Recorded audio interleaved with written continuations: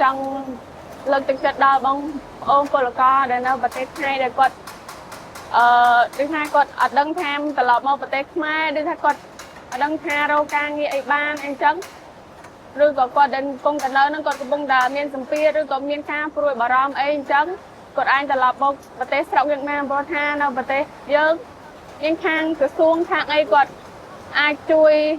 ở đó sai bánh haคือโรงการងារឲ្យយើងបានធ្វើបានចឹងគឺថាល្អបងប្អូនមានក្នុងការងារគាត់បានប្រកបដោយអ្នកដែលមានការងារធ្វើអ្នកមានជំនាញមិនក៏ដោយក៏ក្នុងការងារយកគាត់មកបានទៅបដៅការងារដើម្បីគាត់មានជីវភាពគ្រួសាររបស់គាត់បានលុយកាក់មកជួយដោះស្រាយគ្រួសាររបស់គាត់ចឹង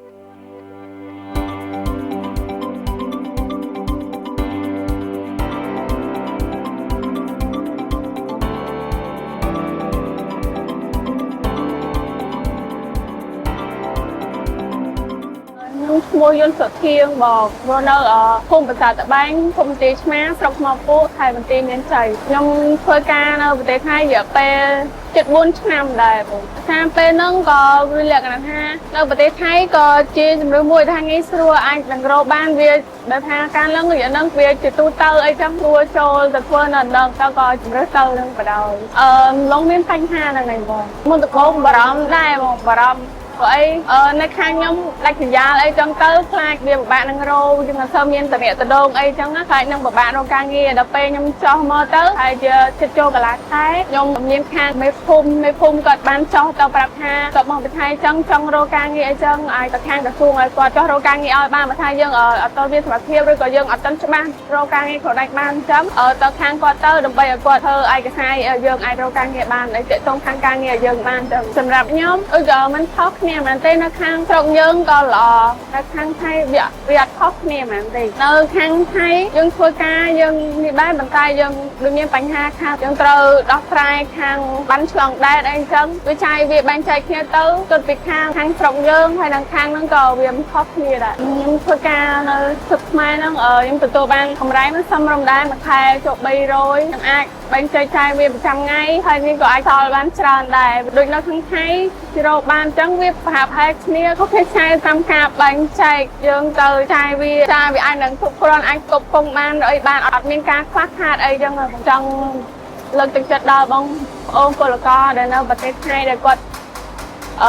ដូចថាគាត់អត់ដឹងថាត្រឡប់មកប្រទេសខ្មែរដូចថាគាត់អត់ដឹងថារកការងារអីបានអីចឹងឬក៏គាត់ដែលកំពុងតែនៅនឹងគាត់កំពុងតែមានសម្ពាធឬក៏មានការព្រួយបារម្ភអីចឹងគាត់អាចត្រឡប់មកប្រទេសស្រុកយើងបានព្រោះថានៅប្រទេសយើងខាងក្រសួងខាងអីគាត់អាចជួយ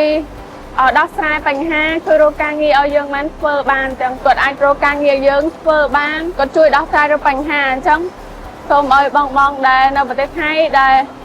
ការព្រួយបារម្ភឬក៏មិនដឹងជាត្រឡប់មកខ្មែរឬក៏គិតថារកការងារអត់បានអីចឹងមកវិញបានហើយមករកការងារនៅនឹងពួកអីខាងក្រសួងខាងអីគាត់ជួយយើងបានដោះស្រាយបាន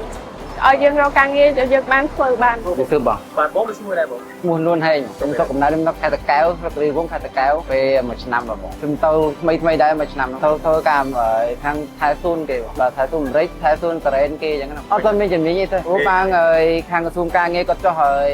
ឈ្មោះដែរពលករចេញមកពីស្រុកថៃមកស្រុកខ្មែរវិញតែអត់មានការងារធ្វើអញ្ចឹងទៅបានខាងក្រសួងការងារចាប់ដើមធ្វើការខាងនេះខ្ញុំបានតាក់ទងខាងគ្រួសារយើងលេខទូរស័ព្ទអីចោះឈ្មោះចូលក្នុងគ្រួសារអញ្ចឹងគឺថាល្អបងប្អូនមានក្រសួងការងារគាត់បានប្រកបដោយអ្នកដែលមានការងារធ្វើអ្នកមានជំនាញមិនក៏ដោយក៏ធ្វើការងារយកគាត់មកបានទៅបដៅការងារដើម្បីគាត់មានជីវភាពគ្រួសាររបស់គាត់បានលុយកាក់មកជួយដោះស្រាយគ្រួសាររបស់គាត់ចឹងណាខ្ញុំសូមលើកដៃខ្ញុំគោរពសួរដល់ពលករដែលនៅស្រុកឆ្ងាយនៅក្រៅប្រទេសបើមិនពីស្រុកខ្មែរក៏ដោយបើមិនអាចការងារធ្វើខាងក្រសួងការងាររៀបចំការងារគាត់ធ្វើជាបន្តដល់បងប្អូនដែលមានការងារធ្វើក្រសួងការងាររៀបចំឲ្យបងប្អូនសូមអរគុណលោកបង